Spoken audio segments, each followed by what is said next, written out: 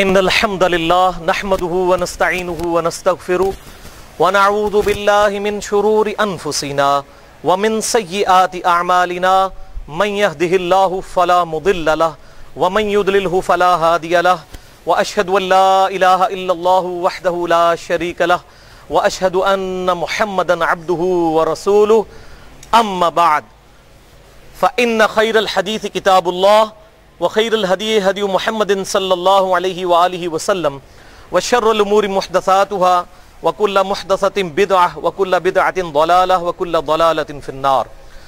أعوذ بالله السميع العليم من الشيطان الرجيم من همزه ونفخه ونفثه. بسم الله الرحمن الرحيم. رب اشرح لي صدري ويسر لي أمري واحلل عقدة من لساني يفقهوا قولي. بسم الله الرحمن الرحيم. ان اللہ وملائکتہ یصلون علی النبی یا ایہا الذین آمنوا صلوا علیہ وسلموا تسلیما. اللہم صل علی محمد وعلی آل محمد کما صلیت علی ابراہیم وعلی آل ابراہیم انک حمید مجید. اللہم بارک علی محمد وعلی آل محمد کما بارکت علی ابراہیم وعلی آل ابراہیم انک حمید مجید. الحمدللہ آج 22 رمضان المبارک 1436 ہجری 10 جولائی 2015 اور جمعۃ المبارک کا دن ہے. ہماری آج کی یہ ایکسکلوسیو نشست رمضان المبارک کی محفل سے ریلیٹڈ ہے اور ہمارے آج کے درس قرآن کا عنوان ہے ایمان والوں کے 12 اوصاف سورۃ الفرقان کی 12 آیات کی روشنی میں. ایمان والوں کے 12 اوصاف سورۃ الفرقان کی 12 آیات کی روشنی میں ایمان والوں یعنی صحیح اللہ والوں کے 12 اوصاف سورۃ الفرقان کی 12 آیات آیت نمبر 63 سے لے کر 74 تک کی روشنی میں. بھائیو، سورۃ الفرقان قرآن حکیم میں سورت نمبر 25 ہے اور پارہ نمبر 18 سے شروع ہو کر پارہ نمبر 19 میں کنکلوڈ ہوتی ہے. اس کا آخری رکوع انشاءاللہ ہم ڈسکس کریں گے، اس میں بھی 12 آیات. اور سورۃ الانعام کی آیت نمبر 160 ہے. اعوذ باللہ من الشیطان الرجیم بسم اللہ الرحمن الرحیم. من جاء بالحسنۃ فلہ عشر امثالھا. جو کوئی قیامت کے دن ایک نیکی لے کر آئے گا تو اللہ تعالیٰ اس کو 10 گنا اس کا اجر عطا فرمائے گا. تو یہ بھی 12 صفات ہیں اور 12 کو 10 سے ضرب دیں تو 120 آتا ہے. تو ہمارا مسئلہ نمبر انشاءاللہ آج 120 ہے. تو یہ میں نے نسبت بتا دی تاکہ یاد رکھنی آسان ہو. تو یہ ہماری آج کی گفتگو اہل سنت پاک.com پر مسئلہ نمبر 120 کے عنوان کے تحت اپلوڈ ہوگی. ایمان والوں کے 12 اوصاف سورۃ الفرقان کی 12 آیات کی روشنی میں. بھائیو، اللہ تعالیٰ نے ان 12 آیات کے اندر بڑی خوبصورتی کے ساتھ ایمان والوں کی 12 صفات کا ذکر کیا ہے اور بیسیکلی یہ ایک ٹیمپلیٹ ہے، ایک سانچہ ہے جس میں ہر مسلمان اپنے آپ کو رکھ کے دیکھ سکتا ہے کہ میں وہ ایمان والا بندہ بن چکا ہوں کیا جو میرے رب کو مقصود ہے. تو ہم نے اس کو صرف ایک مزے کے طور پر درس قرآن کو نہیں سننا بلکہ اپنے آپ کو بھی اس میں رکھ کے فٹ کر کے دیکھنا ہے. کوئی بھی شخص پرفیکٹ تو نہیں ہوتا، کمزوری تو ہر انسان کے اندر موجود ہوتی ہے، لیکن انسان کو یہ کوشش کرنی چاہیے کہ جیسے جیسے کتاب و سنت سے کوئی بات پتہ چلے تو انسان اس میں امپروومنٹ اپنی شخصیت کے اندر، اپنے کردار کے اندر لاتا چلا جائے. تو اللہ کا نام لے کر شروع کرتے ہیں. اعوذ باللہ من الشیطان الرجیم بسم اللہ الرحمن الرحیم. سورۃ الفرقان آیات نمبر 63 سے لے کر اینڈ تک. ایمان والوں کی پہلی صفت وَعِبَادُ الرَّحْمَنِ الَّذِينَ يَمْشُونَ عَلَى الْأَرْضِ هَوْنًا. رحمان کے بندے وہ ہیں جو زمین پر آہستگی کے ساتھ، بڑی عاجزی کے ساتھ چلتے ہیں. یعنی وہ تکبر کے ساتھ جوتے پٹخاتے ہوئے اور اکڑتے ہوئے نہیں چلتے بلکہ اس زمین پر اپنے آپ کو اپنے رب کا غلام اور بندہ سمجھتے ہوئے عاجزی کے ساتھ چلتے ہیں. اسی میں کراس ریفرنس کے طور پر جو قرآن حکیم میں 10 کمانڈمنٹس آئی ہیں سورہ بنی اسرائیل میں آیت نمبر 23 سے لے کر 39 تک، ان میں سے ہی آیت نمبر جو 37 ہے، آخری کمانڈ ولا تمشی فی الارض مرحا، اور مت چل زمین میں اکڑ کر، انک لن تخرق الارض ولن تبلغ الجبال طولا، بے شک نہ تو اکڑ کر زمین کو پھاڑ سکتا ہے اور نہ یوں اکڑ کے پہاڑوں کے برابر بلندی کو پہنچ سکتا ہے۔ امام کائنات سید الاولین والآخرین شفیع المذنبین رحمت للعالمین سیدنا و مولانا امام اعظم محمد رسول اللہ صلی اللہ علیہ وآلہ وسلم کی حدیث ہے، صحیح مسلم میں انٹرنیشنل نمبر کے مطابق 265 نمبر حدیث، جو اس تکبر کو بڑا کھول کر بیان کرے گی کہ آپ صلی اللہ علیہ وسلم نے ارشاد فرمایا، جس کے دل میں رائی کے دانے کے برابر بھی تکبر ہوا، ایسا شخص کبھی جنت میں داخل نہیں ہوگا۔ لیکن یہ یاد رکھیے گا، یہ دل کی کیفیت ہے، کوئی کسی پہ فتویٰ نہیں لگا سکتا کہ یہ متکبر ہے، یہ اللہ اور اس کے بندے کا معاملہ ہے۔ یہ ہر شخص نے خود اپنے بارے میں دیکھنا ہے کہ میرے اندر کوئی ایسا تکبر تو نہیں ہے۔ تو صحابہ اکرام نے عرض کیا، اللہ کے محبوب صلی اللہ علیہ وسلم، صحیح مسلم 265 نمبر حدیث، بسا اوقات انسان کی خواہش ہوتی ہے کہ اس کے کپڑے اچھے ہوں، اس کی جوتیاں اچھی ہوں، کیا یہ بھی تکبر ہے؟ تو آپ صلی اللہ علیہ وسلم نے فرمایا، یہ تکبر نہیں ہے، بلکہ تکبر یہ ہے کہ تم حق بات سے اناد کرو اور دوسروں کو حقیر سمجھو۔ یعنی میں نے اگر اچھے لباس پہنا ہے، اچھے جوتے پہنے، کوئی حرج نہیں، لیکن میں کہ اگر کسی غریب کو اس نظر سے دیکھتا ہوں کہ یہ تو غریب غربا ہے، 2 ٹکے کا انسان ہے، تو اب وہی لباس میرے لیے تکبر کا لباس بن جائے گا۔ اور پہلے نمبر پر کیا ارشاد فرمایا؟ تم حق بات سے اناد کرو، حق بات کو ٹھکرا دو، یہ سب سے بڑا تکبر ہے۔ کوئی تمہیں کتاب و سنت سے حق بات بتائے اور تم ماننے کے لیے تیار نہ ہو، اور واقعی بہت بڑا تکبر ہے۔ یعنی اللہ اور اس کے محبوب صلی اللہ علیہ وسلم کی بات کو ریجیکٹ کر دینا، اس سے بڑا اور کیا تکبر ہوگا؟ اور دوسروں کو حقیر جانو۔ اور ساتھ آپ صلی اللہ علیہ وسلم نے ایک جملہ بھی بولا، ان اللہ جمیل ویحب الجمال، بے شک اللہ بھی خوبصورت ہے اور خوبصورتی کو پسند فرماتا ہے۔ تکبر یہ نہیں ہے کہ تم اچھا لباس پہنو یا اچھی جوتیاں پہنو، بلکہ تکبر یہ ہے کہ تم حق بات سے اناد کرو اور دوسروں کو حقیر سمجھو۔ اور بھائیو واللہ، جسے گاڈ کی شناخت ہو جائے، اس سپریم بینگ، اس اللہ کی شناخت ہو جائے، وہ کبھی تکبر نہیں کر سکتا۔ اسے یہ پتا چل جائے گا کہ یہ جتنا کچھ اللہ نے مجھے دیا ہے، یہ سب اس کا دیا ہوا ادھار ہے میرے پاس، میں اس کا مالک ہی نہیں ہوں۔ یعنی کسی کے پاس اگر دولت ہے، منصب ہے، اس کے اندر تکبر کیوں آتا ہے؟ وہ یہ سمجھتا ہے شاید میں اس کا مالک ہوں۔ جب اسے یہ یقین ہو جائے کہ وہ اللہ اس بات پر قادر ہے کہ چٹکی کے سے لمحے میں کسی زیرو کو ہیرو کر دے اور کسی ہیرو کو زیرو کر دے، پھر انسان میں کبھی تکبر نہیں آ سکتا۔ انسان ہر وقت اللہ تعالیٰ سے ڈرتا رہتا ہے۔ اسی لیے ہمارے محبوب صلی اللہ علیہ وسلم نے ہمیں ایک وظیفہ بھی تعلیم فرمایا، بخاری اور مسلم کی متفق علیہ حدیث ہے کہ جنت کے خزانوں میں سے یہ خزانہ ہے، لا حول ولا قوت الا باللہ۔ اللہ اکبر، نہیں ہے ہمت کوئی نیکی کرنے کی اور نہ طاقت ہے گناہ سے بچنے کی مگر اس کی توفیق سے، لا حول ولا قوت الا باللہ۔ تو اس کے اندر بھی انسان میں عاجزی پیدا ہوتی ہے کہ اللہ تعالیٰ گناہ سے بچنے کی طاقت اور نیکی کرنے کی ہمت جو اللہ نے دی ہے، اس کو اللہ کی طرف منسوب کیا جائے۔ انسان یہ نہ کہے کہ کوئی میرا کمال ہے نیکی کے اوپر چلنا، بلکہ اس کا فضل و کرم ہے۔ ہاں، نیت انسان کی ہوتی ہے اور اللہ تعالیٰ اس نیت کا یقیناً جو ہے وہ ریگارڈ کرنے والا ہے۔ صحیح بخاری کی پہلی حدیث ہی یہی ہے اور صحیح مسلم میں بھی ہے، انما الاعمال بالنیات، اعمال کا دار و مدار نیتوں کے اوپر ہے۔ اگر نیت اچھی ہوگی تو تبھی اچھے عمل کا فائدہ ہے، اگر نیت بری ہوگی تو اچھا عمل بھی قیامت والے دن اللہ کی بارگاہ میں شرمندہ کروا سکتا ہے۔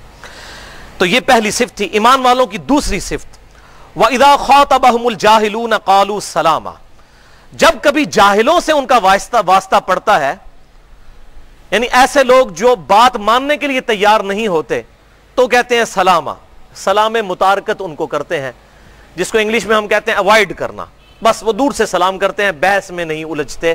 ایسے لوگوں کے ساتھ جنہوں پنجابی چسی کہنے ہیں جدہ کان چٹا ہے، یعنی جو کوے کو کہے نا سفید ہے، کالے کوے کو، تو اب اس کے ساتھ کیا بحث کی جا سکتی ہے؟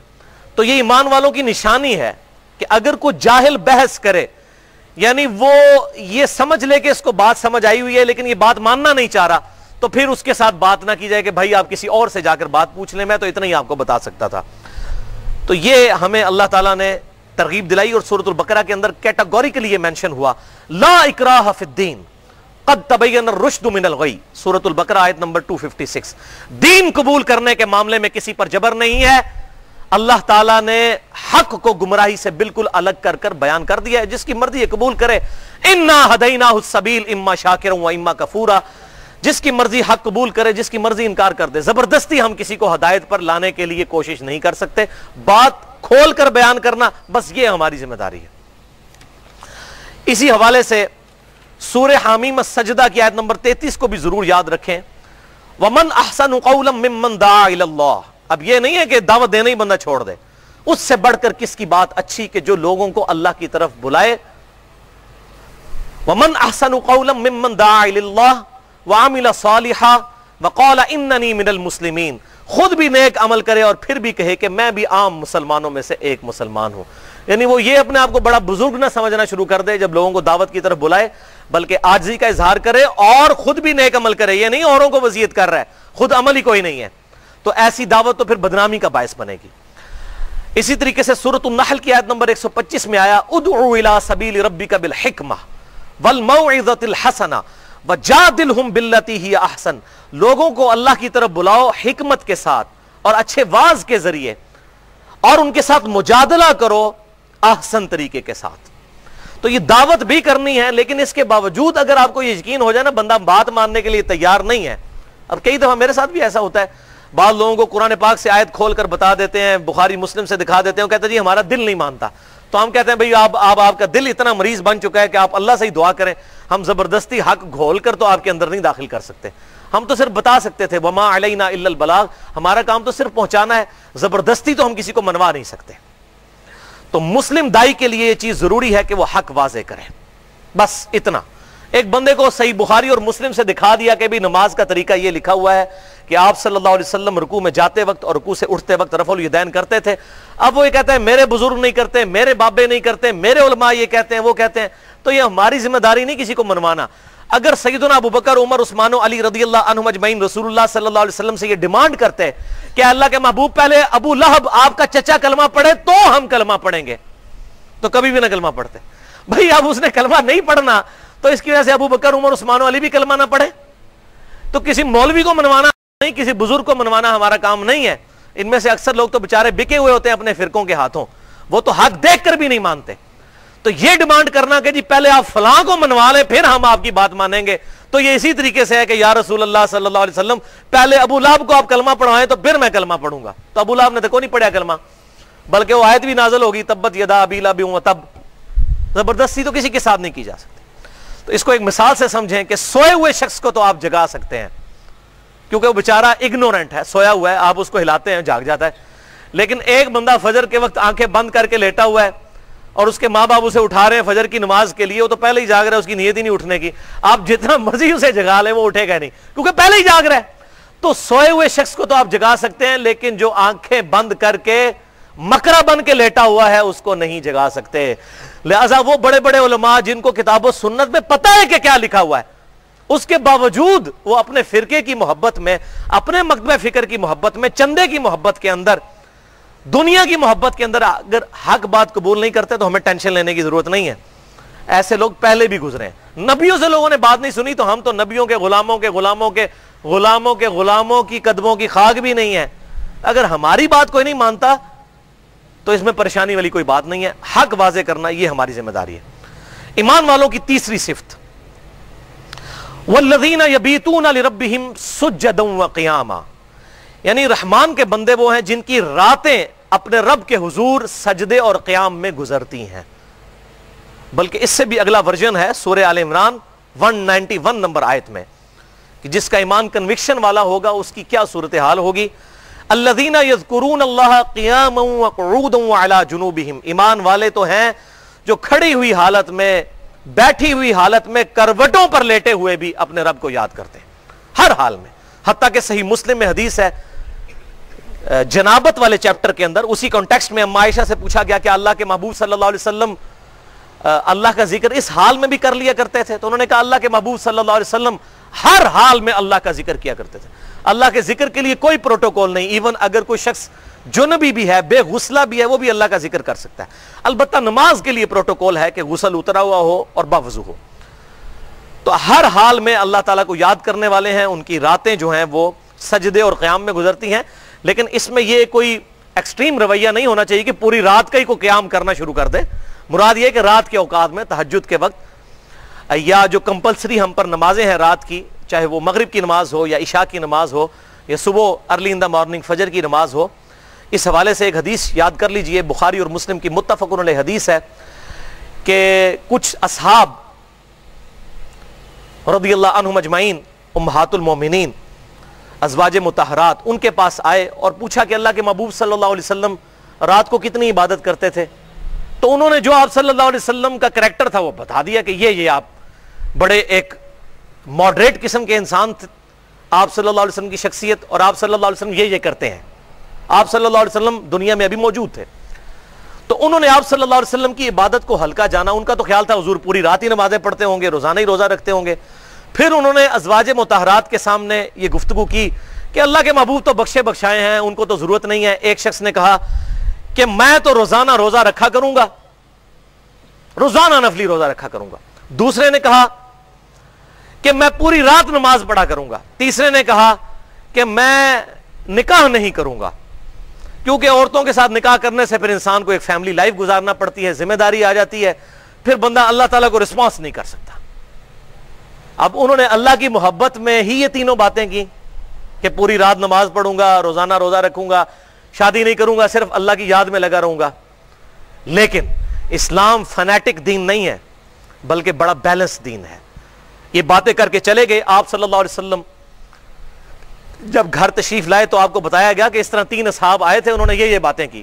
تو اللہ کے محبوب صلی اللہ علیہ وسلم بڑے جلال میں آئے, ان کو بلایا اور فرمایا اللہ کی قسم میں تم سے بڑھ کر اللہ کا تقوی رکھتا ہوں. یہ بڑی بات تھی اللہ کے محبوب صلی اللہ علیہ وسلم نے جو بات ارشاد فرمائی, میں تم سے زیادہ نیک ہوں, لیکن میں رات کو نماز پڑھتا بھی ہوں اور سوتا بھی ہوں, میں نفلی روزے رکھتا بھی ہوں, چھوڑ بھی دیتا ہوں, اور دیکھو میں نے کتنی بیویاں کی ہوئی ہیں. النکاح سنتی فمن رغب عن سنتی فلیس منی, نکاح میری سنت ہے, جس نے میری سنت سے اغراض کیا اس کا مجھ سے کوئی تعلق نہیں ہے. یہاں پر آپ نے ارشاد فرمایا تھا. تو اس قسم کی فنیٹک سوچ کو آپ صلی اللہ علیہ وسلم نے بالکل کل کر دیا. بہرحال اس حوالے سے اللہ تعالیٰ نے ایک ڈیٹم لائن ہمارے لیے مقرر کر دی ہے رات کی نمازوں کے حوالے سے. ایک مغرب کی نماز, ایک فجر کی نماز اور ایک عشاء کی نماز. یہ بھی رات کے ہی اس ایک مشکل پہر کے اندر یہ 3 نمازیں آتی ہیں کہ جس کے اندر انسان کے لیے بستر کو چھوڑنا مشکل ہو جاتا ہے. اور اس حوالے سے ہمارے جیسے جو سست الوجود لوگ ہیں ان کے لیے بڑی ایک خوشخبری ہے, ایک بڑی اہم حدیث ہے صحیح مسلم میں انٹرنیشنل نمبر کے مطابق 1491 نمبر کہ آپ صلی اللہ علیہ وسلم نے ارشاد فرمایا جس شخص نے عشاء کی نماز جماعت کے ساتھ ادا کی گویا اس نے آدھی رات کا قیام کیا, اور جس نے فجر کی نماز بھی جماعت سے پڑھ لی گویا اس نے پوری رات کا قیام کیا. لو جی, قیام اللیل پوری رات کا. بخاری اور مسلم کی متفق علیہ حدیث ہے جس نے رمضان کی راتوں کا قیام کیا اللہ تعالیٰ اس کے پچھلے سارے گناہ معاف کر دے گا. جس نے شب قدر کی رات میں قیام کر لیا اس کے پچھلے سارے گناہ معاف ہو جائیں گے. قیام کرنا کتنا آسان فارمولہ ہے. صحیح مسلم 1491 نمبر حدیث. عشاء اور فجر کی نماز جماعت سے پڑھے, لیکن اس میں یاد رکھیے گا جماعت یہ نہیں کہ جا کے اتحیات مل رہے ہو وہ آخری رکعت نہ بھائی, پوری نماز جماعت کے ساتھ کوئی رکعت فوت نہ ہو, رکعت فوت نہ ہو. پہلی رکعت میں امام کے ساتھ شامل ہو جائیں رکوع سے پہلے, اور اس حال میں کہ سورۃ الفاتحہ بھی پڑھ لیں تو پھر انشاءاللہ تعالی پوری رات کے قیام کا ثواب مل جائے گا. اور یہ کتنی بڑی خوشخبری ہے. تو یہ تو میں نے آپ کو آسان طریقہ بتا دیا. والذین یبیتون لربہم سجدا وقیاما. ایمان والوں کی چوتھی صفت والذین یقولون ربنا اصرف عنا عذاب جہنم, وہ لوگ جو کہتے ہیں اے اللہ دوزخ کا عذاب ہم سے پھیر دے. ان عذابہا کان غراما, بے شک دوزخ کا عذاب تو ہمارے گلے کا پھندا ہے, ہر وقت لٹکتی ہوئی تلوار ہے ہم پر. انہا ساعت مستقرا و مقاما, بے شک دوزخ عارضی طور پر بھی رہنے کے لیے بڑی بری جگہ ہے اور ہمیشہ رہنے کے لیے بھی بڑی بری جگہ ہے. वलियाज़ु बिल्लाहि ताला। इसमें उन लोगों का रद्द हो गया जो कहते हैं एक फेरे ही लगना है ना जी, थोड़ी देर हंसते।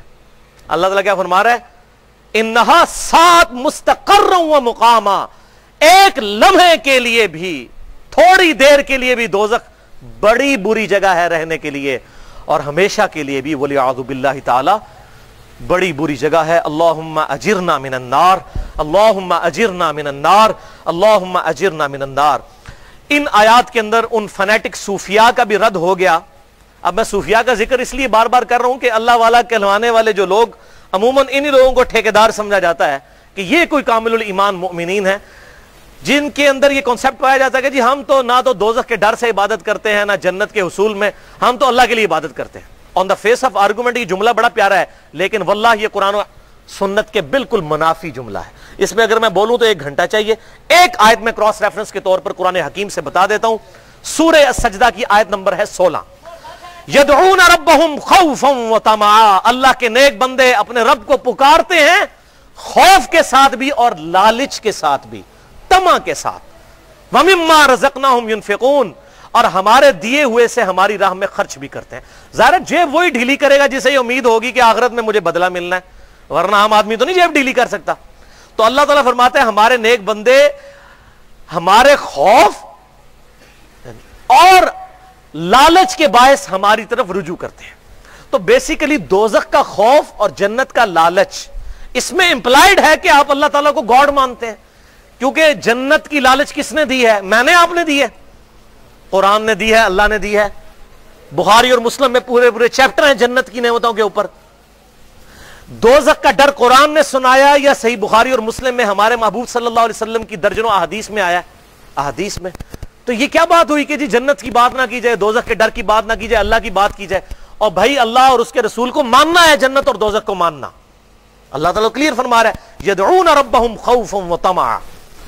बुखारी और मुस्लिम की मुत्तफ़क़ुन अलैहि हदीस है, आप सल्लल्लाहु अलैहि वसल्लम ने इरशाद फरमाया कि दोज़ख की आग इस दुनिया की आग से 70 गुना ज्यादा तपिश और हरारत और हीट रखती है। एक और हदीस है जो बुखारी और मुस्लिम की मुत्तफ़क़ुन अलैहि हदीस है कि दोज़ख में सबसे हल्का अजाब, ये बड़ी क्रिटिकल हदीस है, मैं नंबर बता दूं, मैंने नंबर तो सबके लिखे हुए हैं लेकिन टाइम बचाने के लिए स्किप कर रहा हूं। बुखारी में 6561, मुस्लिम में 517। दोज़ख में सबसे हल्का अजाब उसे होगा जिसे आग की जूतियां और तस्मे पहनाए जाएंगे और उसकी वजह से उसका दिमाग खोलना शुरू कर देगा हंडिया की तरह, और वो ये गुमान करेगा कि शायद दोज़ख का सबसे ज्यादा अजाब मुझे हो रहा है, हालांकि सबसे हल्का अजाब उसे हो रहा होगा जिसे जूतियां पहनाई जाएंगी और उसका दिमाग हंडिया की तरह खोलता होगा। वलियाज़ु बिल्लाहि ताला, अल्लाहुम्मा अजिरना मिनन नार। अब वो जो कहते हैं जी एक फेरा लग गया फिर तो जन्नत ही जाना ही। भाई एक फेरा किड्डा वड्डा है तुहानू पता है? सिर्फ क़यामत का दिन 50,000 साल का दिन है।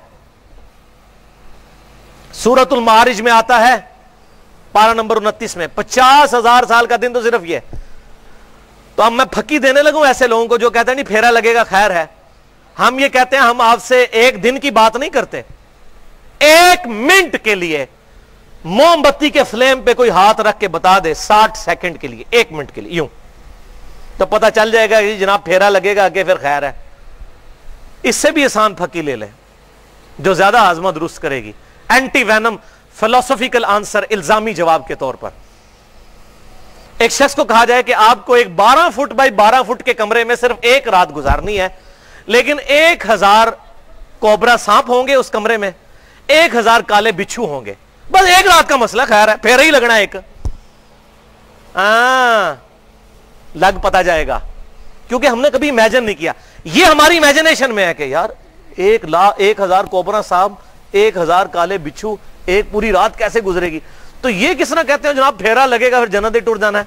जो कुछ भी है तेरे महबूब की उम्मत से अल्लाह, असी ते इंसान कोई नहीं बनना, ओ मुसलमान नहीं बनना जो तू साढ़े को लुचाना है। जो कुछ भी है अल्लाह तेरे महबूब की उम्मत से है, हमने ना नमाज पढ़नी है, बस महबूब की निस्बत की वजह से छोड़ दे। ये महबूब की निस्बत है सल्लल्लाहु अलैहि वसल्लम। क्या सहाबा इकराम रिज़वान को ये निस्बतें नहीं पता थी? नहीं, निस्बत इंशाअल्लाह काम आएगी।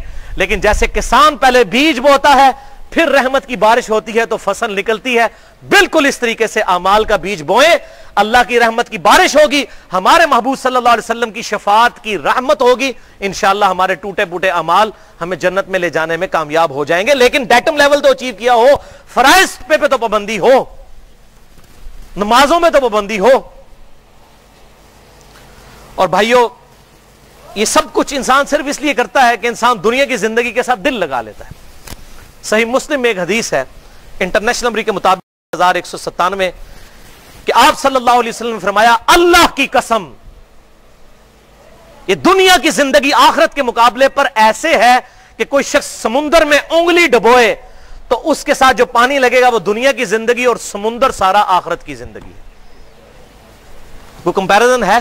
اس انفینٹ لائف کو داؤ پہ کیسے لگایا جا سکتا ہے ان چند سالوں کی زندگی کی وجہ سے؟ اللہ اکبر کبیرہ.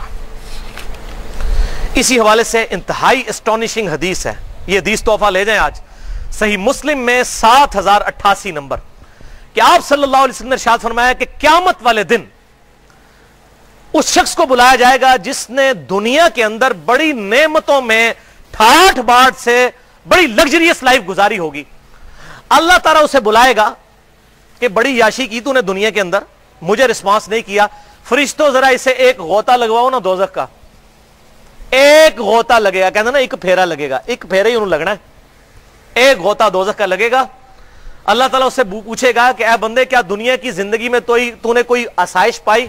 وہ کہے گا یا اللہ تیری عزت کی قسم میں نے دنیا میں کوئی آسائش نہیں دیکھی, ایک پھیرے کی وجہ سے سب کچھ بھول جائے گا. اب سائملٹینیس کنٹراسٹ اسی حدیث صحیح مسلم 7088 نمبر, پھر ایک مفلس اور فقیر شخص کو بلایا جائے گا جس نے دنیا میں حلال اور حرام کی تمیز کی ہوگی لیکن بڑی مشکل زندگی گزاری ہوگی, اللہ اور اس کے رسول کو راضی کیا ہوگا, دنیا میں ٹھاٹ واٹ کی زندگی نہیں ہوگی, ظاہر روکی سوکی کھائی ہوگی, حلال کے ساتھ تو پھر اس طرح کی زندگی میسر ہے. اللہ تعالیٰ کہا فرشتوں ذرا اسے ایک جنت کا پھیرا لگواؤ. فرشتے اسے جنت کا ایک پھیرا لگوائیں گے. جب وہ واپس آئے گا اللہ تعالیٰ پوچھے گا او بھائی دنیا میں کوئی تکلیف دیکھی تو نے؟ اور کہے گا یا اللہ تیری عزت کی قسم کوئی تکلیف نہیں دیکھی, دنیا تو میری بڑی سکھی گزری ہے, کیونکہ رزلٹ آ گیا نا. ہمیں بھی یاد ہے جب ہم یونیورسٹی لائف میں پوری رات کو جا کے پڑھا کرتے تھے, جب رزلٹ آتا تھا پوزیشن آتی تھی تو ہمیں وہ راتیں یاد بھی نہیں رہتی تھی. اس کے بعد جب اچھی نوکری لگ گئی تو اپنی وہ 5 سال کی یونیورسٹی لائف انجینئرنگ یونیورسٹی کی وہ بھی یاد نہیں رہی ہے. کیوں؟ انعام مل گیا. جب انعام مل جاتا ہے تو انسان اپنی تکلیف کو بھلا دیتا ہے, یہ انعام کی برکت ہے. تو اللہ تعالیٰ اس غریب سے پوچھے گا کوئی تکلیف دیکھی؟ کہے گا یا اللہ کوئی نہیں دیکھی. اللہ اکبر.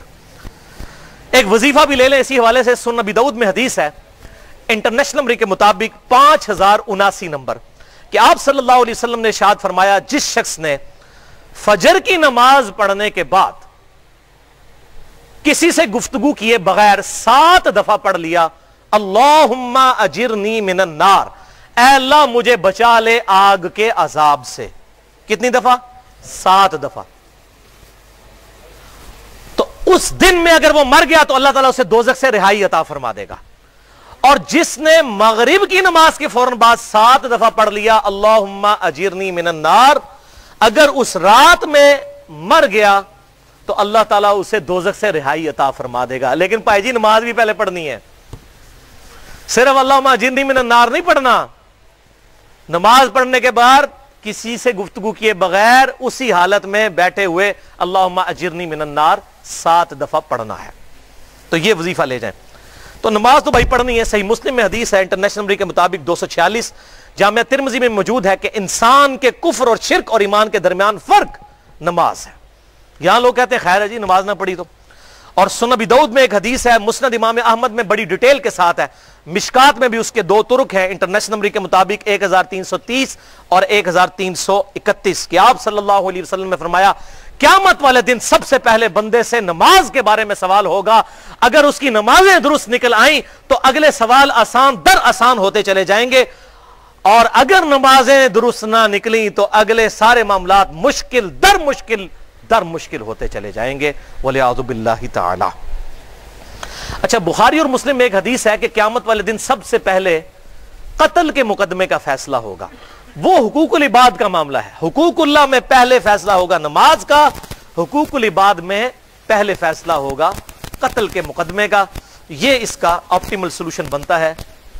پانچویں نشانی اہل ایمان کی پانچویں صفت، والذین اذا انفقوا لم یسرفوا ولم یقتروا وکان بین ذلک قواما، کہ ایمان والے وہ ہیں کہ جب اللہ کی راہ میں خرچ کرتے ہیں تو نہ اسراف سے کام لیتے ہیں، فضول خرچی کرتے ہیں، اور نہ ہی کنجوسی کے ساتھ. وکان بین ذلک قواما، بلکہ اس کے درمیان درمیان رہتے ہیں. کراس ریفرنس کے طور پر سورہ بنی اسرائیل کی آیت نمبر 29 ہے کہ نہ تو اپنے ہاتھ کو ایسا بندہ رکھو اپنی گردن کے ساتھ اتنے کنجوس ہو جاؤ کہ کسی کو کچھ دو ہی نہ، اور نہ اتنے فیاض ہو جاؤ کہ سب کچھ لٹا بیٹھو اور پھر درماندہ ہو کر بیٹھ جاؤ، جنہوں سے پنجابی کہنا ہے کہ نیکی گلے پہ گئی ہے. یعنی سب کچھ ہی اللہ کی راہ میں دے دیا اور خود جو ہے وہ آپ بیٹھ گئے. اور یہ بالکل فینیٹک نظریہ ہے. اس حوالے سے بڑی کریٹیکل حدیث ہے، بخاری اور مسلم کی متفق علیہ حدیث ہے. بخاری میں 2742، مسلم میں 4209. سعد ابن ابی وقاص رضی اللہ تعالیٰ عنہ کہتے ہیں فتح مکہ کے موقع پر میں بیمار ہو گیا اور مجھے یہ گمان ہوا کہ شاید میں مر جاؤں گا. حالانکہ اس کے بعد بھی 46 سال زندہ رہے، 56 ہجری میں فوت ہوئے. اللہ کے محبوب صلی اللہ علیہ وسلم میری عیادت کو آئے. میں نے کہا اللہ کے محبوب صلی اللہ علیہ وسلم میری ایک ہی بیٹی ہے، میں سارا مال اللہ کی راہ میں خیرات کر دوں؟ آج کا کوئی عالم دین ہوتا کہنا ہاں جی بالکل لہنا میں انہیں چندہ بک منو دے دو. اللہ کے محبوب صلی اللہ علیہ وسلم نے فرمایا نہیں. ان کا یا رسول اللہ 2/3 آپ نے اجازت نہیں دی. پھر کہا آدھا مال، نہیں اجازت دی. پھر کہا 1/3 مال. تو ایز اے لاسٹ ریزارٹ آپ صلی اللہ علیہ وسلم نے بالکل آخر میں بڑی مشکل سے 1/3 مال کی وصیت کرنے کی اجازت دی. اور پھر آپ صلی اللہ علیہ وسلم نے فرمایا سعد اپنے وارثوں کے لیے مال چھوڑ کر مر، یہ اس سے بہتر ہے کہ تیرے مرنے کے بعد لوگوں سے مانگتے پھرے. یہاں کیا ہوتا ہے، ذرا سی ناراضگی ہوئی اولاد کو وہ جائیداد سے آگ کر دیتے ہیں. اسلام میں تو آگ کا کانسیپٹ ہی کوئی نہیں ہے.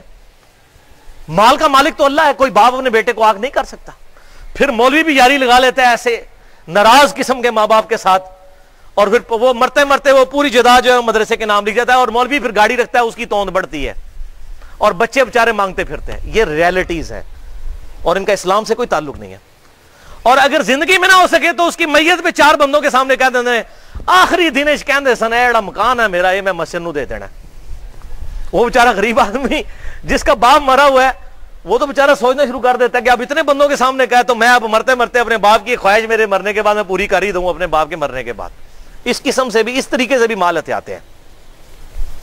تو 1/3 سے زیادہ مال کرنے کی وصیت کرنے کی بالکل اسلام میں اجازت نہیں ہے. لہذا تقوی کا حیضہ نہ ہو کہ سب کچھ جو ہے وہ لوٹا دیا جائے، بلکہ اپنی اولاد کے لیے بھی چھوڑ کر مرا جائے. کنجوسی بھی نہ ہو اور بہت زیادہ فیاضی بھی نہ ہو، درمیان میں. ایمان والوں کی چھٹی صفت والذین لا يدعون مع اللہ الہا آخر. یہ تو اب بڑی کریٹیکل ہے. اللہ کے ساتھ کسی اور کو دعا کے لیے نہیں پکارتے وہ لوگ. یہ ان کی نشانی ہے. یہاں عبادت کا ذکر نہیں آیا، دعا، کیونکہ اللہ کو پتا تھا سب سے زیادہ شرک کی دعا میں ہونا ہے. اللہ کے ساتھ کسی اور بھی الہ کو دعا کے لیے نہیں پکارتے. اللہ اکبر. اور یہ پہلی کمانڈ ہے 10 کمانڈمنٹس میں، سورہ بنی اسرائیل آیت نمبر 23. وَقَضَىٰ رَبُّكَ أَلَّا تَعْبُدُوا إِلَّا إِيَّاهُ. اور تمہارے رب نے یہ بات طے کر دی تھی کہ مت پوجنا کسی کو سوائے اس کے. یہ پہلی کمانڈ ہے توحید. ڈیٹیل کسی کو چاہیے ہو تو مسئلہ نمبر 3 ہے دعا صرف اللہ ہی سے. میرا لیکچر اہل سنت پاک.com پر، اور اسی کی ایکسٹینشن ہے مسئلہ نمبر 43 توسل اور وسیلہ کے صحیح احکام و مسائل. لیکن یہاں پر میں کراس ریفرنس کے طور پر کچھ آیات اس مضمون کے ساتھ انصاف کرتے ہوئے ضرور بیان کروں گا. سورۃ النمل کی آیت نمبر 62 ہے اَمَّن يُجِيبُ الْمُضْطَرَّ إِذَا دَعَاهُ. بتاؤ کون ہے وہ جو مشکل میں گھرے ہوئے، اضطراب میں گھرے ہوئے شخص کی فریاد کو سن لیتا ہے. وَيَكْشِفُ السُّوءَ. اور اس سے اس کی برائی دور کر دیتا ہے. وَيَجْعَلُكُمْ خُلَفَاءَ الْأَرْضِ. اور وہ تمہیں اگلوں کا خلیفہ کرتا ہے زمین پر. تمہارے باپ دادا مرتے ہیں، تمہارے مرنے کے بعد تمہاری اولاد. اَإِلَٰهٌ مَّعَ اللَّهِ. کیا اللہ کے ساتھ کوئی اور الہ بھی ہے جو مشکل اور پریشانی میں گھرے ہوئے شخص کی تکلیف کو دور کرتے؟ تو اس میں آیت میں اللہ تعالیٰ نے واضح کہا کہ جس کو مشکل اور پریشانی میں مدد کے لیے پکارا جائے وہ الہ ہے. تو بھائیو یہ جھگڑا ہی نہیں ہے کہ مولا علی کو اختیار ہے یا نہیں. مولا علی کو اختیار ہو تب بھی، شیخ عبد القادر جیلانی کو اختیار ہو تب بھی غیب میں مدد کے لیے ان کو پکارنا یہ دعا ہے، اور دعا عبادت ہے، اور عبادت اللہ تعالیٰ کے ساتھ خاص ہے. ایاک نعبد و ایاک نستعین. اے اللہ ہم صرف تیری ہی عبادت کرتے ہیں اور غائب میں مدد کے لیے صرف تجھی کو پکارتے ہیں. یہ اپروپریٹ ٹرانسلیشن ہے. ظاہری اسباب میں تو آپ پکار سکتے ہیں, وَتَعَاوَنُوا عَلَى الْبِرِّ وَالتَّقْوَى, نیکی اور پرہیزگاری کے کاموں میں ایک دوسرے کی مدد کرو. بارش کون برساتا ہے؟ اللہ. ڈیوٹی کس کی ہے؟ فرشتوں کی. لیکن بارش ہم فرشتوں سے مانگیں گے؟ فرشتوں بارش برسا دو کہ گرمی کا موسم قریب آ رہا ہے, میرا سلام پہنچا دو کہ خادم تمہارا قریب آ رہا ہے. فرشتوں کو ہم پکار ہی نہیں سکتے. ہم اللہ کو پکاریں گے, چاہے درود ہوگا تو اللہم صلی علی محمد وعلی آل محمد, دعا ہوگی تو اللہ ہی کو پکاریں گے. یہی اللہ کے محبوب صلی اللہ علیہ وسلم کی تعلیمات ہیں. اسی لیے ہم ہر نماز کے اندر ہر رکعت میں عہد کرتے ہیں ایاک نعبد و ایاک نستعین. اور جامعہ ترمذی, ابو داؤد اور نسائی اور ابن ماجہ میں حدیث ہے الدعاء هو العبادہ, دعا ہی تو عبادت ہے. پھر آپ صلی اللہ علیہ وسلم نے اپنی بات کی سپورٹ میں سورۃ المؤمن کی آیت نمبر 60 تلاوت کی. ادعونی استجب لکم, اے میرے بندے مجھ سے مانگ, میں تیری دعا کو قبول کروں گا.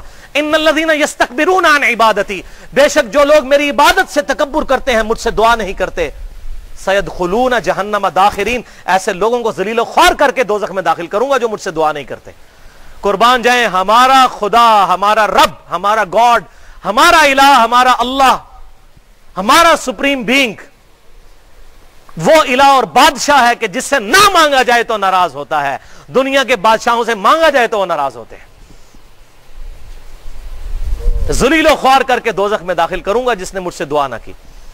تو آپ صلی اللہ علیہ وسلم سے نے بھی اپنی بات کی سپورٹ میں الدعاء هو العبادہ کی سپورٹ میں آیت پڑھی. اور پھر سورۃ البقرہ کی آیت نمبر 186 جسے میں نے انسانیت کا میگنا کارٹا قرار دیا ہے. 17ویں صدی میں انگلینڈ میں یہ قانون پاس ہوا تھا جسے میگنا کارٹا کہا جاتا تھا کہ ہر انسان کو یہ حق حاصل ہے کہ وہ اپنے حکمران کے سامنے اپنا مقدمہ لے کر جا سکتا ہے. انسانیت کا میگنا کارٹا یہ آیت ہے سورۃ البقرہ آیت نمبر 186. وَإِذَا سَأَلَكَ عِبَادِي عَنِّي فَإِنِّي قَرِيبٌ أُجِيبُ دَعْوَةَ الدَّاعِ إِذَا دَعَانِ. اے میرے محبوب صلی اللہ علیہ وسلم, جب بھی میرے بندے آپ سے میرے بارے میں پوچھیں تو آپ فرمائیے میں تمہارے بالکل قریب ہوں, ہر پکارنے والے کی پکار کو سنتا ہوں. کوئی پروٹوکول نہیں ہے. لیکن فَلْيَسْتَجِيبُوا لِي وَلْيُؤْمِنُوا بِي لَعَلَّهُمْ يَرْشُدُونَ, لوگوں کو بھی چاہیے کہ میرا حکم مانے اور مجھ پر ایمان لائیں جیسا کہ ایمان لانے کا حق ہے. ون وے ٹریفک نہیں ہے کہ تسی گل کوئی نہ منو میں گل کوئی نہ مننا تے اللہ تعالیٰ ساڈی گلاں مندا جاوے. انج نہیں, ون وے ٹریفک نہیں ہے. ہم تو مائل بکرم ہیں, کوئی سائل ہی نہیں. یہ وہ بات ہے. تو یہ انسانیت کا میگنا کارٹا ہے. ہر انسان اپنے لارڈ, اپنے رب, اپنے خدا کو پکار سکتا ہے بغیر پروٹوکول کے, بغیر پروٹوکول کے. ہاں, جامعہ ترمذی میں حدیث ہے انٹرنیشنل نمبر کے مطابق 593 نمبر, جس کا مفہوم یوں ہے کہ جو اللہ کی حمد اور اللہ کے محبوب صلی اللہ علیہ وسلم پر درود پڑھ کر اللہ کی طرف متوجہ ہو تو اللہ تعالیٰ اس کی دعا کو قبول کر لیتا ہے. یہ پروٹوکول ہے دعا کا. 7ویں صفت ایمان والوں کی, وَلَا يَقْتُلُونَ النَّفْسَ الَّتِي حَرَّمَ اللَّهُ إِلَّا بِالْحَقِّ, وہ کبھی بھی کسی جان کو قتل نہیں کرتے بفتوی شریعت.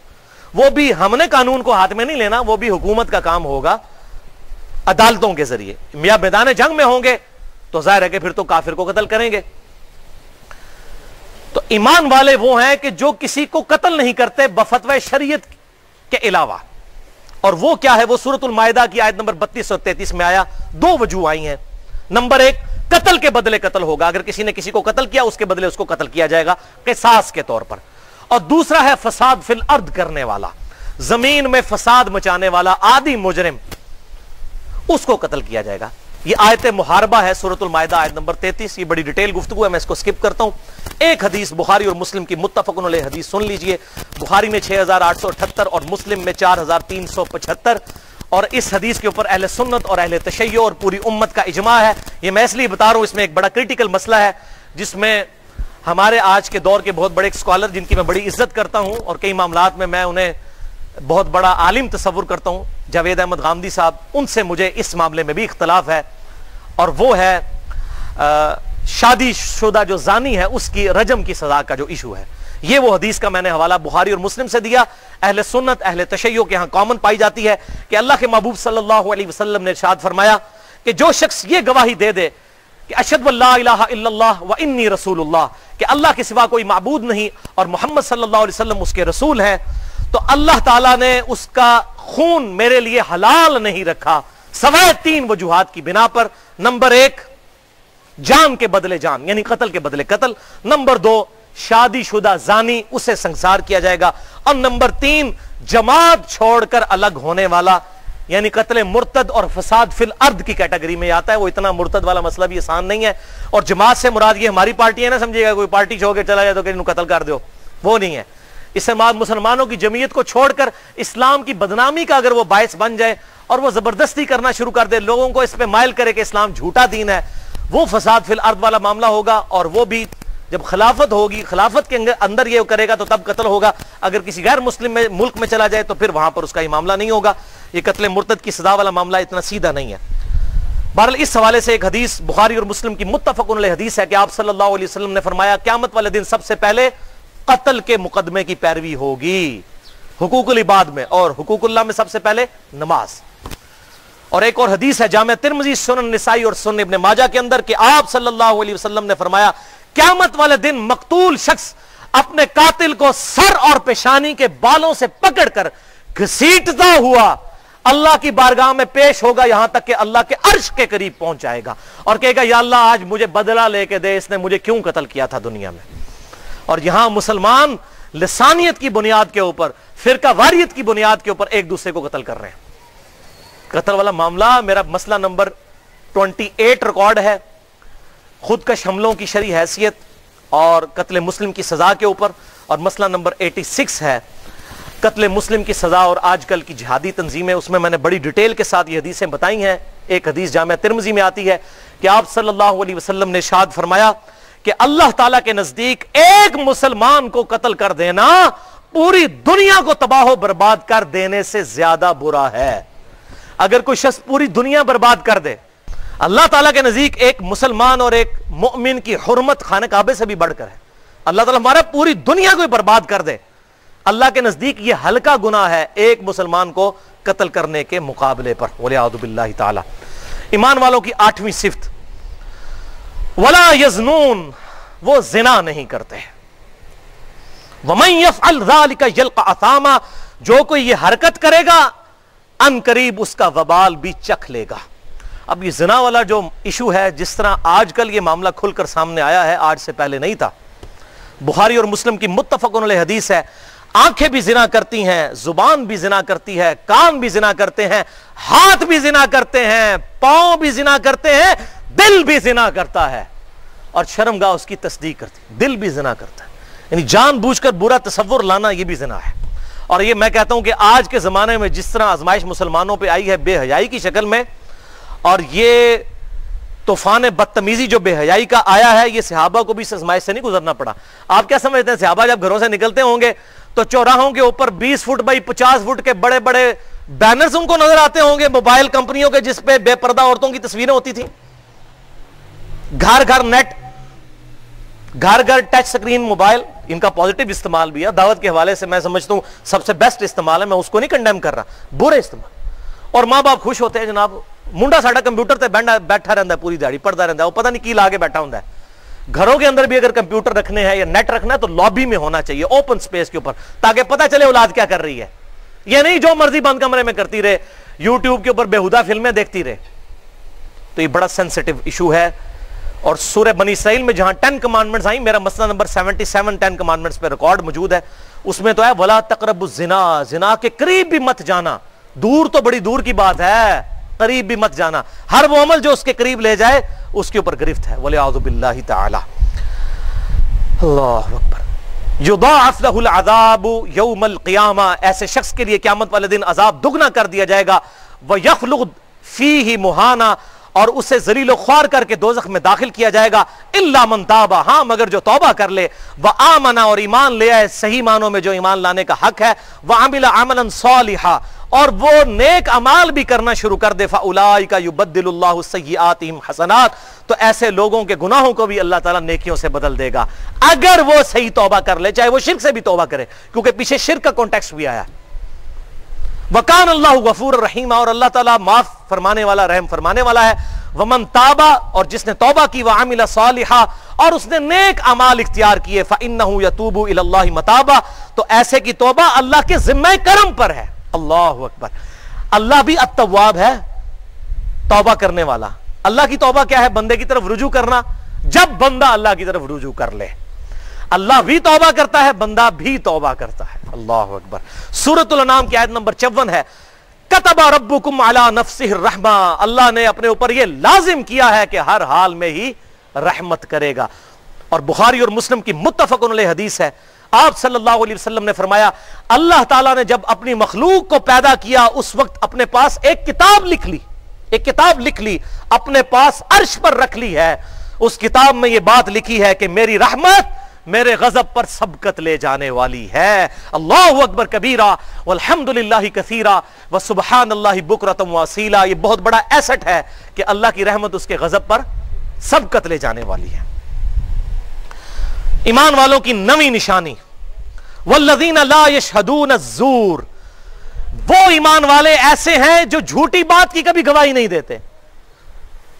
اس کے دو معنی بنتے ہیں، جھوٹی گواہی نہیں دیتے کسی کے خلاف اور کسی جھوٹی بات کی تصدیق نہیں کرتے، صرف سچی بات کو مانتے ہیں جو کتاب و سنت سے ثابت ہوگی اس کو مانتے ہیں۔ یہ ایمان والوں کی صفت ہوگی، نہ جھوٹ بولیں گے اور نہ جھوٹی گواہی دیں گے، نہ کسی جھوٹے عقیدے کی تصدیق کریں گے۔ اور قرآن میں واضح آیا لعنت اللہ علی الکاذبین، جھوٹے پر اللہ کی لعنت۔ اور بخاری اور مسلم کی متفق علیہ حدیث ہے، منافق کی 4 نشانیاں ہیں، جس میں چاروں پائی جاتی ہوں وہ پکا منافق ہے، اور جس میں ایک پائی جاتی ہو وہ بھی منافق ہے جب تک کہ اس کو چھوڑ نہ دے۔ مسئلہ نمبر 34 میرا سن لیجئے گا، اعتقادی منافق اور عملی منافق میں کیا فرق ہے؟ عملاً تو اکثریت مسلمانوں کی منافق ہے، اعتقاد بات نہیں کر رہا میں، عقیدے میں نہیں، عقیدے میں مسلمان ہے، عملاً وہ 4 نشانیاں بخاری اور مسلم میں، کتاب الایمان چیپٹر میں، بخاری میں 34 نمبر، مسلم میں 210۔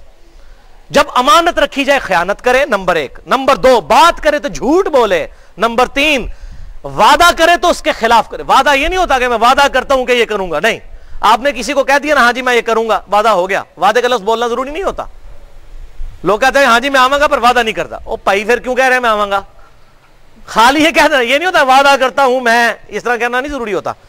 چوتھا، جب جھگڑا ہو تو گالی گلوچ پر اتر آئے، جھگڑا ہو سکتا ہے لیکن گالی گلوچ ولگر لینگویج نہ آئے۔ اور دوسری حدیث بخاری اور مسلم کی انتہائی کریٹیکل حدیث ہے، بخاری میں 2654، مسلم میں 259 نمبر، انتہائی امپریسو یہ حدیث ہے۔ آپ صلی اللہ علیہ وسلم نے فرمایا، میرے صحابہ 3 بار فرمایا میں تمہیں بڑے بڑے گناہ نہ بتا دوں؟ نمبر 1 اللہ کے ساتھ شرک کرنا، سب کو پتا ہے۔ نمبر 2 ماں باپ کی نافرمانی کرنا، سب کو پتا ہے۔ اور نمبر 3، جب آپ نمبر 3 پر آئے نا تو صحابہ کہتے ہیں کہ آپ تکیے پر ٹیک لگائے ہوئے بیٹھے تھے یوں، پھر آپ فوراً اٹینٹو ہو کے ایسے بیٹھ گئے، یعنی کوئی خاص بات۔ اور پھر آپ صلی اللہ علیہ وسلم نے فرمایا دیکھنا جھوٹ نہ بولنا، جھوٹ نہ بولنا، جھوٹ نہ بولنا، جھوٹ نہ بولنا، جھوٹ نہ بولنا، جھوٹ نہ بولنا۔ یہ بات آپ ریپیٹ کرتے رہے یہاں تک کہ صحابہ کہتے ہیں ہم ڈر گئے کہ اللہ کے محبوب خاش خاموش ہو جائیں۔ اور جھوٹ کتنا عام ہے، جھوٹے بہانے کتنے عام ہیں، اللہ اکبر۔ حتیٰ کہ مذاق میں بھی جھوٹ بولا جائے تو وہ بھی دوزخ میں لے جانے والا کام ہے۔ لوگ کہتے ہیں میں مذاق بولیا سی، اپریل فول منایا سی۔ ابھی جھوٹ ایک علیحدہ سے ٹاپک ہے لیکن اس کو سکپ کرتے ہیں۔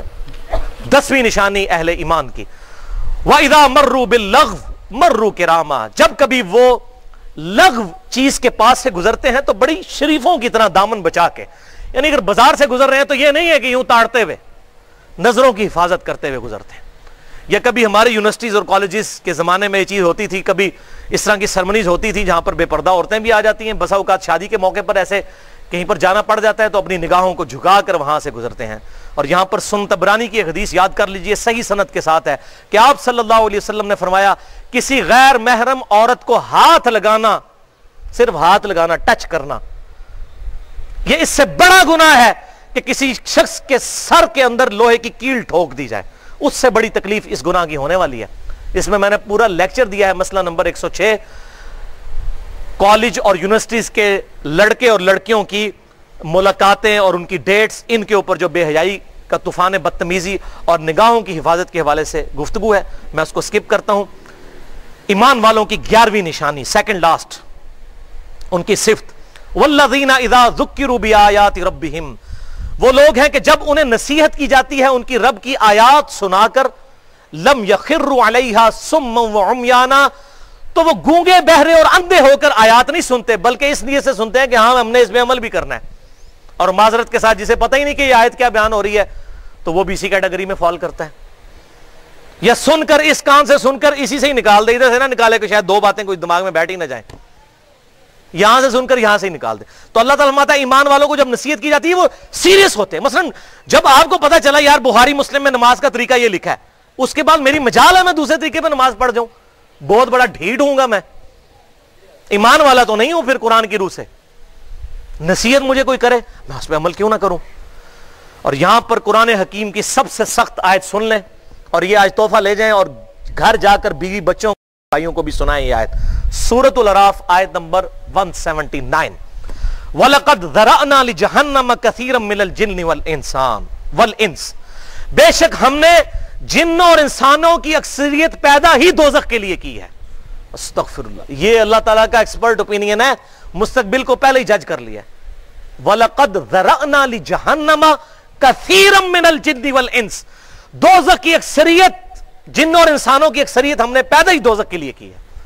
اور ایویں نہیں، یہ نہیں کہ اللہ پھینک رہا ہے، ساتھ آیا کہ ان کے دل ہیں لیکن سوچتے نہیں، کان ہیں سنتے نہیں، آنکھیں ہیں دیکھتے نہیں ہیں، اولئک کالانعام بل ہم اضل، یہ تو چوپایوں کی مانند ہیں، جانوروں کی طرح، بلکہ ان سے بھی گئے گزرے ہیں جو ان اعضاء کو استعمال کر کے حق بات حاصل نہیں کرتے۔ کتنا سخت فتویٰ ہے اللہ تعالیٰ کا، یہ جانوروں کی مانند ہیں جو اپنے ان اعضاء کو استعمال کر کے کتاب و سنت کی تعلیمات پر عمل کر کے دنیا کی زندگی میں گاڈ کو سیریس نہیں لیتے۔ اور پھر سورہ السجدہ کی آیت نمبر 22 ہے، وَمَنْ أَظْلَمُ مِمَّنْ ذُكِّرَ بِآيَاتِ رَبِّهِ ثُمَّ أَعْرَضَ عَنْهَا، سب سے بڑا ظالم کون ہے، اس سے بڑھ کر ظالم کون، جسے رب کی آیات پڑھ پڑھ کر ڈر سنایا جائے اور وہ رخ پھیر لے۔ إِنَّا مِنَ الْمُجْرِمِينَ مُنْتَقِمُونَ، ایسے مجرموں سے تو ہم انتقام لے کر چھوڑیں گے۔ انتقام کا لفظ استعمال کیا ہے، جس کو قرآن و سنت سے ترغیب دلائی جائے اور کہ جی تسی اپنی قبر ہی جانا ہے، میں اپنی قبر ہی، او پائی کنے کیا تو میری قبر ہی جانا ہے؟ یہ نبیوں کا منصب ہے کسی کو بات سمجھانا۔ اس کا مطلب ہے اللہ کے نبی بھی آپ کے پاس آتے تو آپ کہتے ہیں اللہ کے نبی آپ نے اپنی قبر میں جانا اور میں نے اپنی قبر میں، اور یہی کہتے تھے کافر بھی۔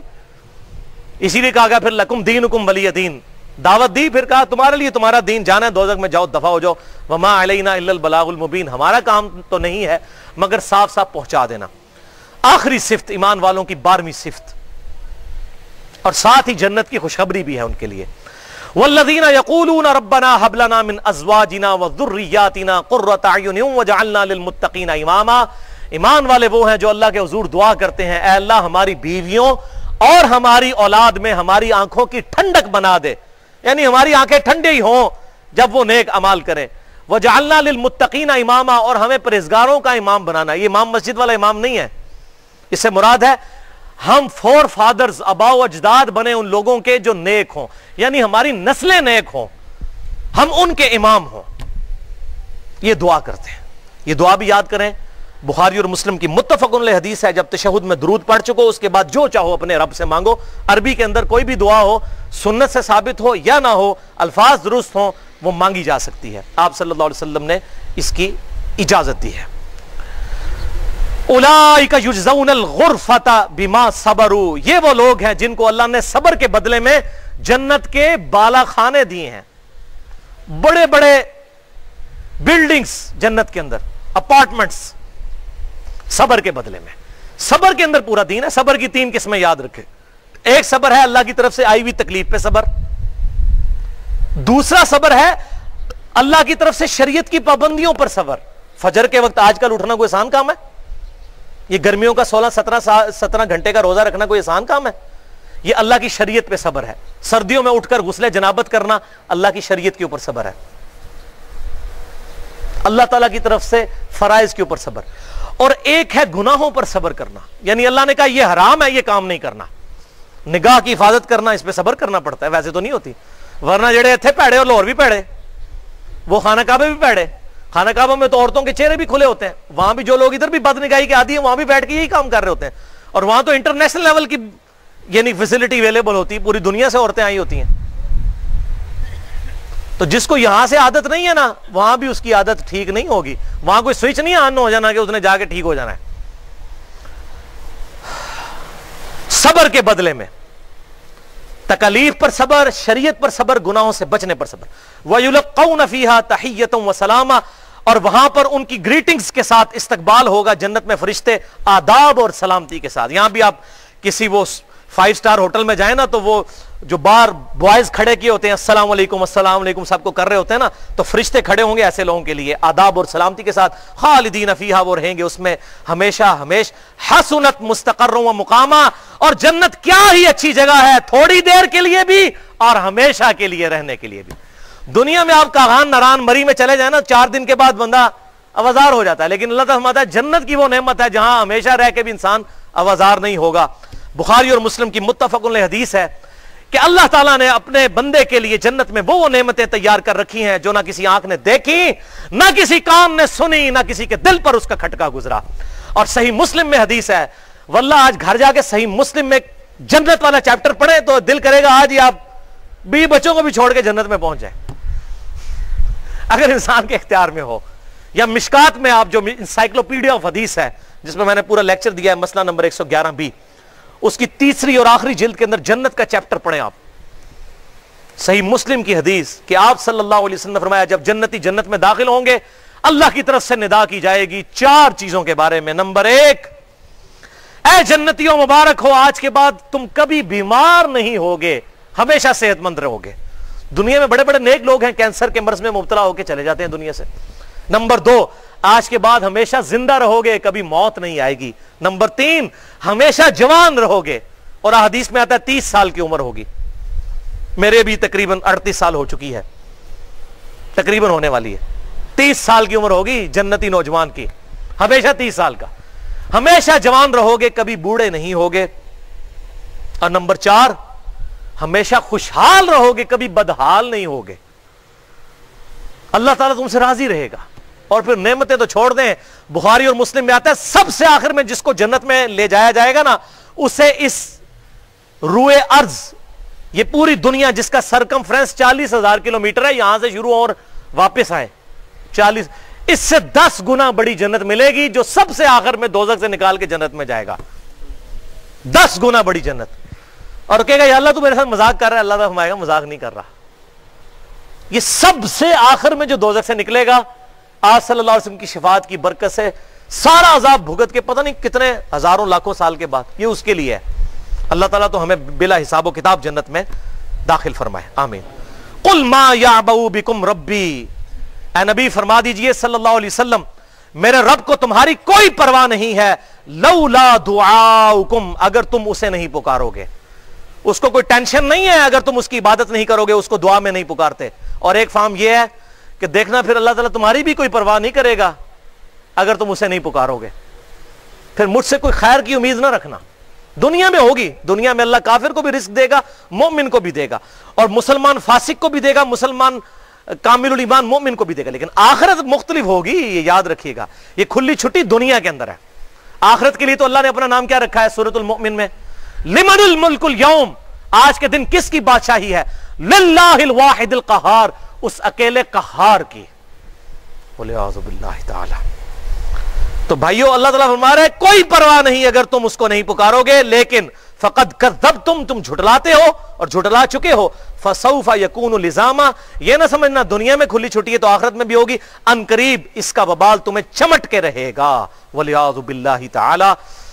سورہ الذاریات کی آیت نمبر 56 ہے، وَمَا خَلَقْتُ الْجِنَّ وَالْإِنسَ إِلَّا لِيَعْبُدُونَ، اور ہم نے جن اور انسانوں کو نہیں پیدا کیا مگر فقط اس لیے کہ وہ ہماری عبادت کریں، ہمیں مانے نہیں، صرف عبادت کریں. اور عبادت ہے ٹوٹل اوبیڈینس، حقوق اللہ بھی حقوق العباد بھی. یہ بولین الجبرا ہے 1-0، یا ماننا یا نہیں ماننا، ٹوٹل پیکج ہے. یہ نہیں کہ چند چیزوں میں اللہ کو مان لینا ہے، یعنی ہم رمضان والے خدا کو مانتے ہیں کہ روزے رکھ لیتے ہیں، نمازوں والے خدا کو نہیں مانتے، باقی سال روزے نماز ہی نہیں پڑھتے. Total package. وَلِعَوْذُ بِاللَّهِ تعالی. کیونکہ انسان اللہ تعالیٰ کی سیریس کریشن ہے.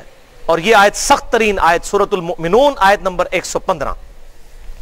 اَفَحَسِبْتُمْ أَنَّمَا خَلَقْنَاكُمْ عَبَثًا، کیا تم نے گمان کیا کہ ہم نے تمہیں ویسے ہی پیدا کر دیا، وَأَنَّكُمْ إِلَيْنَا لَا تُرْجَعُونَ، اور تم نے پلٹ کر ہماری بارگاہ میں واپس نہیں آنا. تم نے یہ گمان کیا ویسے ہی، اور بھائیوں جس نے ہمیں ہماری مرضی کے بغیر پیدا کر دیا وہ ہمارے ساتھ کچھ بھی کرنے پر قادر ہے. اس بات کے اوپر غور کریں, اللہ نے ہماری مرضی کے بغیر ہمیں پیدا کیا ہے, وہ ہمارے ساتھ کچھ بھی کر سکتا ہے. ہماری جائے پناہ صرف ہمارا خدا ہے, ہمارا رب ہے, اسی کے دامن کرم میں ہم پناہ لیں. سورۃ الملک کی آیت نمبر 2 ہے, الذی خلق الموت والحیات لیبلوکم ایکم احسن عملا. وہی اللہ ہے جس نے زندگی اور موت کو اس لیے پیدا کیا تاکہ جانچے کہ تم میں سے کون اچھے اعمال کرتا ہے. یہ انسان بڑی سیریس کریشن ہے, اللہ تعالیٰ نے اسے کسی مقصد کے لیے پیدا کیا. اب آخر میں ایک صرف مثال کے طور پر آپ کو بات پیش کرتا ہوں بھائیوں, کہ دیکھیں دنیا میں ہم یہ کتنی باتیں دیکھتے ہیں. اکثر لوگ کہتے ہیں کہ جی جناب اللہ تعالیٰ 70 ماؤں سے بڑھ کر پیار کرنے والا ہے, حالانکہ کسی حدیث میں نہیں ہے. اللہ رحم فرمانے والا ہے, کوئی شک نہیں ہے اس میں, لیکن رحمت کی ڈیفینیشن قرآن میں وہ نہیں جو ہم نے سمجھی ہے کہ فل نافرمانی کریں اور آندہ توبہ بھی نہ کریں اور پھر بھی یہ کام کرتے رہیں اور کہیں جی اللہ کی رحمت سے معافی ہو جائے گی. نہیں, دنیا میں آپ دیکھتے ہیں کتنے لوگ ہیں, کتنی ایسی عورتیں ہیں جن کے 4-5 چھوٹے چھوٹے بچے ہوتے ہیں اور اللہ تعالیٰ ان کی ماں ان سے چھین لیتا ہے. چھینتا ہے کہ نہیں؟ یہ میرے دماغ میں ایک حکمت کی بات آئی ہے. آپ مجھے بتائیے, آپ کو اور مجھے اختیار ہو, کیا ہم کسی ایسی عورت کو موت دیں جس کے چھوٹے چھوٹے 4-5 بچے ہوں؟ ان بچوں کا کیا مستقبل ہوگا؟ لیکن اللہ تعالیٰ پرواہ کرتا ہے, تو بس ڈر جائیں. بالکل اس طریقے سے اللہ تعالیٰ کو کوئی یار نہیں ہے اپنے نافرمانوں کو دوزخ میں پھینکنے سے. دنیا میں اللہ تعالیٰ جب چاہتا ہے, جس کے لیے چاہتا ہے, جو فیصلہ کرتا ہے, کوئی اسے پوچھ نہیں سکتا. یہ جو مثالیں دیتے ہیں یہ اللہ تعالیٰ 70 ماؤں سے بڑھ کر, یہ کون سی رحمت کا کنسپٹ آپ دیکھ رہے ہیں؟ یہ کنسپٹ ہے کہ ابا جی مجھے آپ سے بڑی محبت ہے پر گل میں تھوڑی کو نہیں مننی, جو مرضی کر لو. یہ محبت ہے؟ محبت تو یہ ہے کہ پوری کوشش کرے جب کبھی کوئی لغزش ہو جائے پھر اپنے رب کی دامن میں پناہ لے. وہ رحمت تو ضرورت ہے, رحمت کے بغیر تو گزارا نہیں. بخاری اور مسلم کی متفق علیہ حدیث ہے کہ امام کائنات صلی اللہ علیہ وسلم نے ارشاد فرمایا, کوئی شخص بھی اللہ کی رحمت کے بغیر جنت میں داخل نہیں ہوگا. ایک صحابی نے بڑی جرأت کر کے عرض کیا, اللہ کے محبوب کیا آپ بھی؟